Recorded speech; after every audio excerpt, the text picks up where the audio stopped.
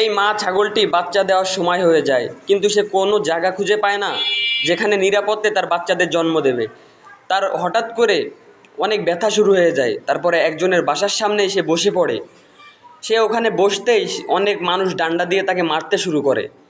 তারপরে সে কাঁদতে কাঁদতে হতাশ হয়ে সেই জায়গার থেকে চলে যায়, গ্রামটাকেই ছেড়ে দেয়, দিয়ে সে চলে যায় এক জঙ্গলে, যেখানে কোনো মানুষ থাকে না, সেখানে বন্য প্রাণী থাকে। তারপরে সে সেখানে গিয়ে একটা পাহাড়ের উপরে একটা ঘর বানায়। তারপর তার বাচ্চাগুলোকে নিয়ে সে সেখানে জন্ম দেয় তার বাচ্চাগুলোকে। তারপরে মা অনেক ক্লান্ত বাচ্চার জন্ম দিয়ে, কিন্তু বাচ্চাগুলো অনেক খিদেতে মেতে আছে। তারপরে মা শরীরটাকে ওই অবস্থায় নিয়ে খাবারের খোঁজ যায়। এমন সময় একটি সিংহ তার উপরে আক্রমণ করে। তারপরে বাচ্চাগুলো মা না আসাতেই সে বেরোয় যায় তার মার খোঁজে। তারপরে হঠাৎ করে তার মার মরা দেহ পেয়ে যায়। তারপরে বাচ্চাগুলো কাঁদে, বলে, মা মা ওঠো, আমরা তো এখনো কিছু খাইনি, কিন্তু এখন তো আর কিচ্ছুই করার নেই। কিন্তু আপনি চাইলে এই মায়ের জন্য